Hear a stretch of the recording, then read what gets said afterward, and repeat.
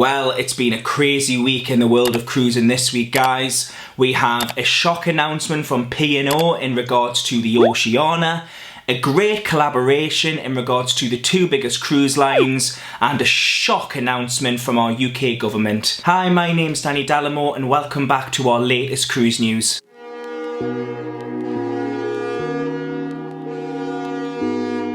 Well, firstly guys, we have some sad news from P&O. The Oceana, the first ever cruise ship that I ever sailed on, is now going to be leaving the fleet. From recent views from where the Oceana seems to be sailing to, she seems to be sailing to Greece, so we're all presuming that she has been sold to a Greek cruise line. Paul Ludlow actually made a statement, guys, and in this statement he said, "During the pause in our operations, we need to fit the fleet for the future and ensure we have the right mix of ships once we resume sailing. A similar sister ship will be introduced in 2022. Guys, let me know in the comments, are you liking the way P&O's approach is? It seems to be that a lot of cruise lines are doing the same, where they seem to be getting rid of the smaller ships and building these big mass cruises where they hold 4,000 and 5,000 people on. I'm a bit like yourself, I prefer the smaller ships, me personally. Let me know in the comments how you feel about this. One of the things that I do want to say though, guys, in regards to the Oceana being sold, P&O obviously knew the cruise ship was being sold, but he was still selling cruises up until the morning of that ship getting sold. They announced it at 10 AM. They were still selling cruises that morning, which makes me think, why would you still be selling cruises? Should you know, you're really going to be upsetting a lot of customers that way. And obviously I know they have came out and they said that you can get a full cruise refund and things, but people have just paid for their holidays and now they've just paid for something and they're going to have to ask for a refund back. Let me know in the comments what you think in regards to that. However, guys, in other news, we have some great news from Royal Caribbean and Norwegian. They have joined forces to try and tackle COVID-19. What the cruise lines have created is the Healthy Sail Panel. Both cruise lines have hired the top experts to help them really push through this whole COVID-19 pandemic. And what they're planning to do, guys, is put together some recommendations and give it to cruise lines in August. So hopefully by the end of August we should see some major updates in regards to how cruising will be for us moving forward in the later months. Fingers crossed if we get to sail this year, hopefully into 2021, with social distancing. Will we need to wear a mask on board in public spaces? And how will the whole boarding procedures work, and you know, the infiltrations of air on the ship? It'll be very interesting to see what they come back with. What I really love about this, guys, is it seems that cruise is really starting to come together to get the industry moving. You know, we've seen some shocking figures come from Carnival and Royal Caribbean and Norwegian recently in regards to how much money they are currently losing from not being able to sail. So fingers crossed this could be a really big push. They've hired ex-CDC members who used to work for the CDC. We've got doctors, some really top class people in this Healthy Cruise panel. So fingers crossed we should see some major updates. Once they do this at the end of August, they plan on submitting the plans across the whole world to the CDC and regulatory boards for in regards to cruising.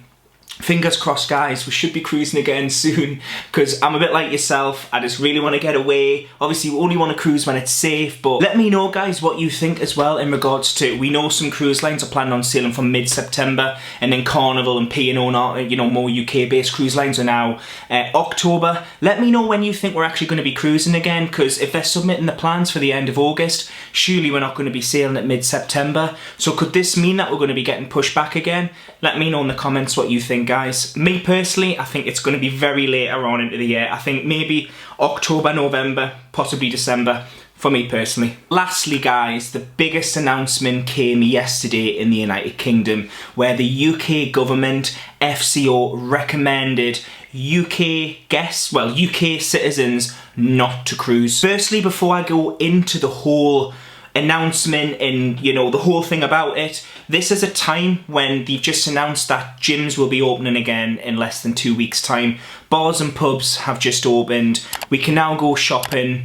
You know, things are opening back up in the UK, but and obviously we can all travel amongst Europe. We're now allowed to travel. As you guys know, I'm flying to Paris in a couple of weeks with my brother to Disney. We're able to go there, but we're being recommended not to cruise again. They claim that this advice is from Public Health England. The scientists have given them this advice. What I'm struggling with mostly, guys, and I hope you all can agree, is that if they came out with an announcement and told us the reason why they feel like we're unable to cruise again, that would be absolutely fine. But Public Health England have advised the government that we should just not be sailing. You know, it comes across all the time, guys, with, you know, news articles, and we've seen the recent ITV show. People just think that cruises are, you know, a floating petri dish. I was talking to Con, my partner, about this earlier, and he's never been on a cruise before, and he was saying that he agrees of the reason why we've banned cruises.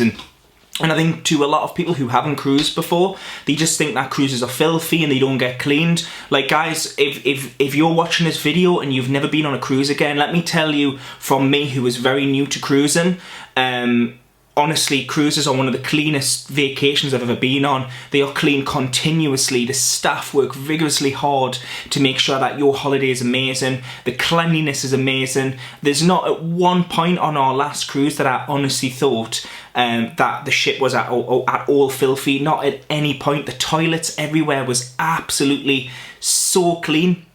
And it really upsets me that, you know, we're hearing articles of, you know, the cruise companies keep coming out in the press that they're massively struggling. You know, the economy's struggling, you know, in the UK, just like it is all around the world. And, you know, these cruise lines really need to start sailing again. And I feel like you know, they really need some guidance from the governments all around the world of what they need to be doing to be able to sail again. Well, that's it from me, guys, for this week. Let me know in the comments what's your thoughts in regards to the Oceana being sold, in regards to the collaboration from Royal Caribbean and Norwegian, which I think is really great from the cruise line. So fingers crossed something good can come from that. And let me know as well what you think about our government just putting that statement out yesterday saying cruises should just not go ahead. Let me know in the comments. Cruise news every week, guys, along with vlogs. If you've liked this video, please make sure to give it a like, and if you've not already subscribed, make sure you hit that subscribe button. We've got some travel vlogs coming up very soon because me and my younger brother Stevie are going to Paris Disneyland. So if you're a fan of Disney and you like travel stuff, then please come over and, you know, join us on our travels. We're going to be vlogging the airport experience and what it's all going to be like with face masks and things. So don't forget, if you want to watch that, to subscribe so you're notified when the video comes up. And without further ado, guys, thank you very much for watching this video, and I will see you in the next one. Bye, guys.